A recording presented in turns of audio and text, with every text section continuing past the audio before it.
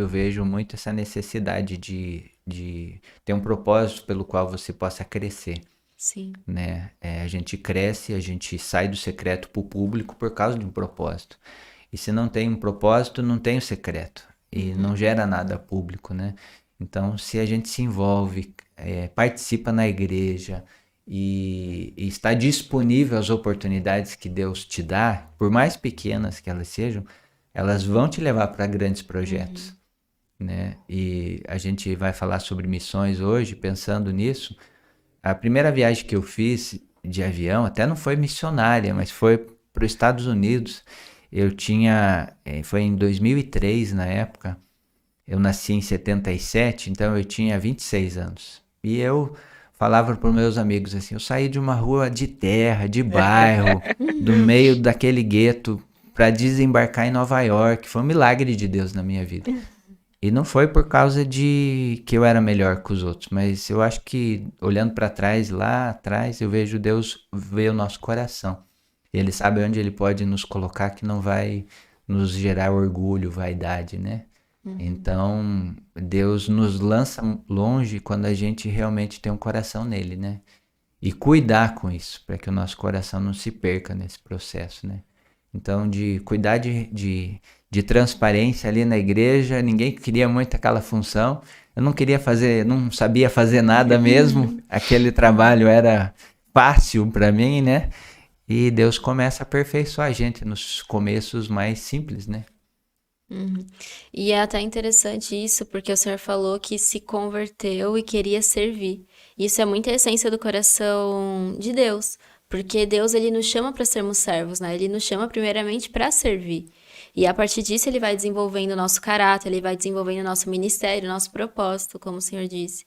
Eu sou filha de pastores e é muito interessante a gente acompanhar Uhum. que não que seja uma receita de bolo, mas é muito nítido um recém-convertido, o tanto que ele cresce e se desenvolve quando ele começa a servir.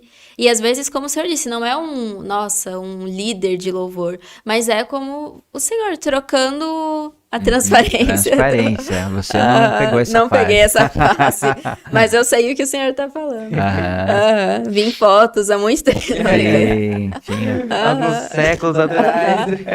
Mas é muito isso de da gente ter da pessoa, ela aceita Cristo e ela tá tão disposta a conhecer a Deus que ela passa a servir. E quando ela tá lá na igreja servindo, ela conhece, ela convive com outras pessoas que já têm uma mentalidade acerca do reino, que tem uma cultura acerca do reino. Ela se permite, né, ser conhecida, deixar que as pessoas conheçam seu coração, deixar que seu caráter seja tratado. Uhum. Então, nunca é uma coisa pequena, né? Às vezes, para quem tá chegando ali, pode parecer pequeno, mas é Deus já despertando o coração dele. Deus vai lapidando a nossa vida, né? E começa pequeno e vai testando a nossa fidelidade Uhum, e a nossa continuidade, né? Eu não tinha sonho de ser pastor. Eu tinha um sonho de ser empresário, né? Eu fiz administração de empresas antes de fazer teologia. Eu fiz isso lá pelos meus 18 anos até os 23. Fiz a curso de administração e eu queria ser o maior dizimista da igreja. Essa era a minha meta, né? E jamais pensava que eu ia ser sustentado por pessoas, por ofertas, né? Então uhum, Deus moldou esse projeto e mudou esse projeto. E quando eu me entreguei para isso, não foi fácil, houve resistência, né? Eu fui tesoureiro da igreja por 15 anos e eu vi a dificuldade da igreja de sustento do pastor, de fidelidade dos membros, tinha aquela dificuldade, nem todo mundo é fiel. Uhum. E quando eu fui chamado para o ministério, eu relutei por uns 4 anos até eu decidir ir para um seminário, fazer teologia, abrir mão daquele curso que eu acho que ia me dar riqueza, ia me dar uma posição, né, para ser pastor.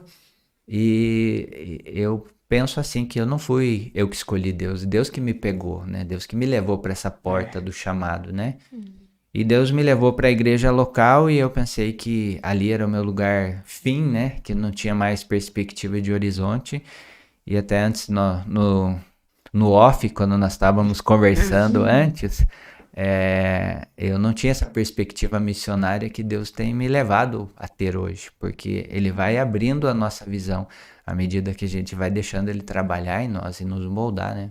Uhum.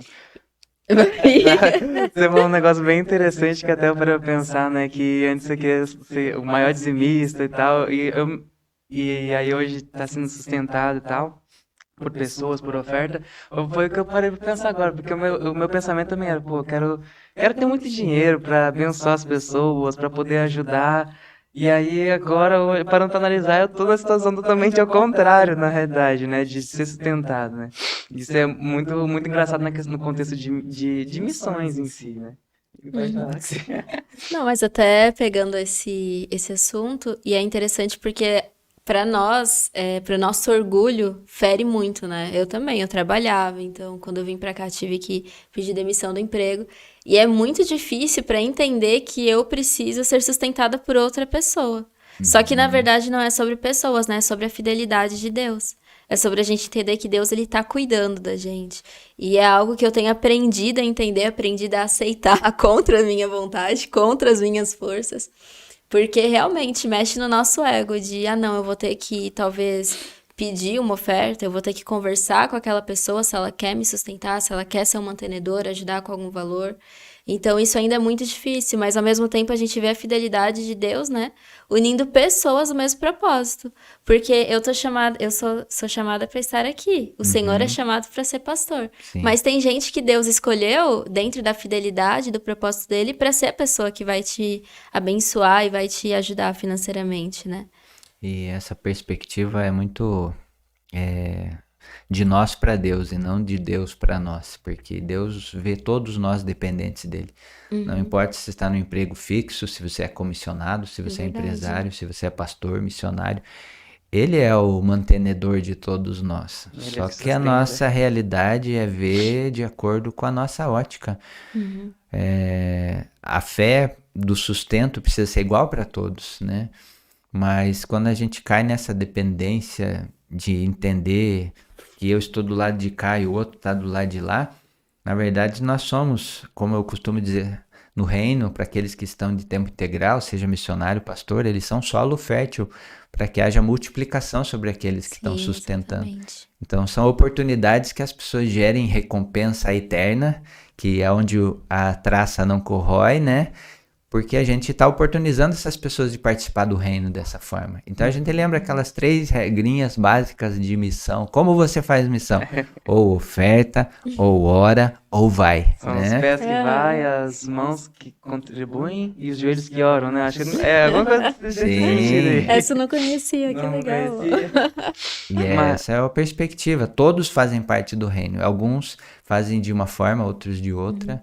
E o custo para alguns é maior no nosso entendimento de largar tudo.